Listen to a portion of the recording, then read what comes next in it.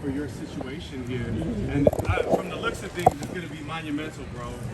What do you see? How do you see that working out? She said you guys had a short conversation. Yeah, 100%. I think Ronda would be a great help to promote MVP and MMA, and to bring in a lot of fighters and help us do big events. And we're very excited for this one. We know it's going to do extremely well, especially with Francis and Felipe. And we got some amazing other fights being negotiated right now. So I see a future where Ronda's a part of it and helping us promote.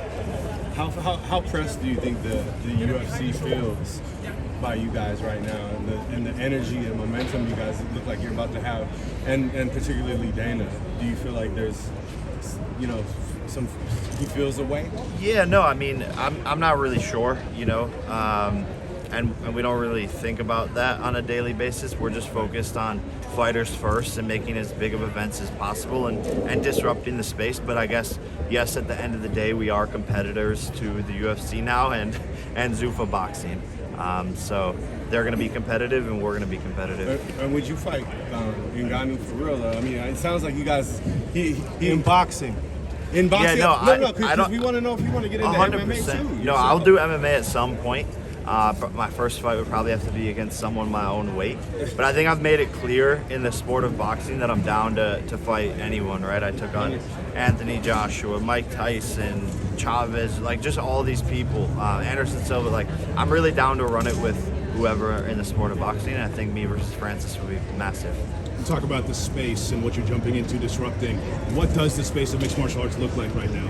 I think it's actually more ripe for disruption than boxing in many ways. Because in boxing, you have an ecosystem of all these phenomenal promoters that have existing fight rosters, history, and legacy that is meaningful to the sport. The UFC's done a tremendous job of becoming the reference brand for the sport, but they haven't kept up with that brand in terms of how it treats athletes and fighters. So I think if someone came in and actually showed a path for fighters that really valued them first and foremost and had the right distribution partner, which is a critical component, then there's an opportunity for a true number two in the marketplace. Francis talked a lot about the importance of being an independent contractor. He mentioned that multiple times. Are you treating the fighters that you're working with as independent contractors? Are they on one-fight deals, or can they leave as they please? So what's the relationship with that? So from a MMA perspective, this is our first event, and similar to when we did boxing with Jake on Netflix, the question is there more with Netflix and MMA? My answer and his answer, I think, is the same. If this does well, we 100% believe there'll be more MMA than Netflix. Can you do with ESPN? That's massive. Yeah, MVPW, bringing boxing back to ESPN, which is historic in and of itself, but really giving women a massive platform and a schedule of events. And we obviously have the biggest and best roster of women's fighters, and so it's just going to be really exciting to see the best go against the best, and ultimately the fans are going to win because of this deal. Can you guys elaborate? Fights? What do you think? I just spent a lot of time with Blueface, and he's hot right now. What do you think about you and Blueface? He has 2 fights coming up.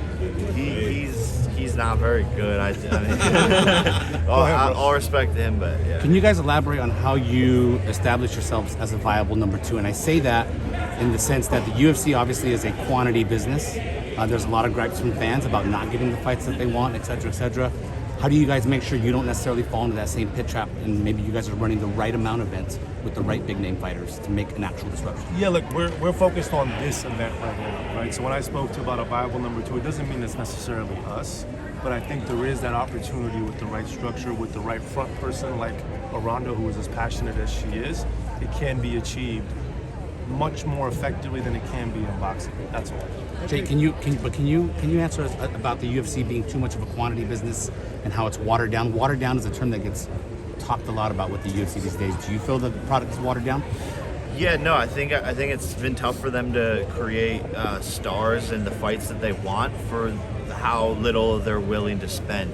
So they're kind of at a bottleneck, and that's why I think we've seen fights that people aren't super excited about, and the biggest stars in the sport like John Jones and Conor McGregor fighting on a consistent basis. And that was what made them so great in the beginning of their business, was just massive, amazing fights all the time, and now they're just not willing to spend money. Do you understand the sentiment of the White House card being a letdown, or do you understand how the White House itself would be the star of that show?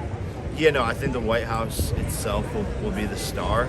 I was disappointed by the card. Like I think many fans were, just because there was such high expectations. I think if they weren't hyping it for so long, then maybe if they just announced it randomly, then people would be happy. But they just made it seem like it was going to be the greatest card of all time, and it certainly isn't.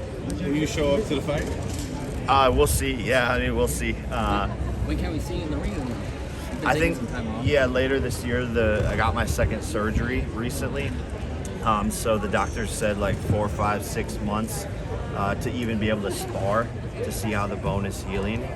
So that puts us like maybe late this year, early next year, potentially for a fight. Over there. Wait, 1 sec. Go ahead. Would you rather fight at cruiserweight now or at heavyweight?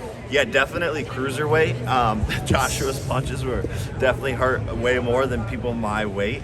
And yeah, that's where I'm best at for sure. And I want to continue to climb back up into the rankings there and make some statements at cruiserweight. Is he a 20-year rematch? I don't know, man. Like I'm not really that hyped on it. Just because they're just difficult to work with. And he just doesn't have anything going on. I'm the only big fight for him, the only payday for him, and at the end of the day, I have people like Francis Ngannou, and the list goes on of all these people that want to fight me. What makes Southern California the biggest market so far for MVP promotions? It's the right place to bring MMA. It's the first place where Ronda fought when she made her debut with the UFC, right? So for her to come back and do it at this beautiful new venue right in the heart of Los Angeles is very logical for us. All right, thank you guys. We're gonna bring Thank you. Ronda over. Thank you. You and Francis were super cool. What happened? Why is he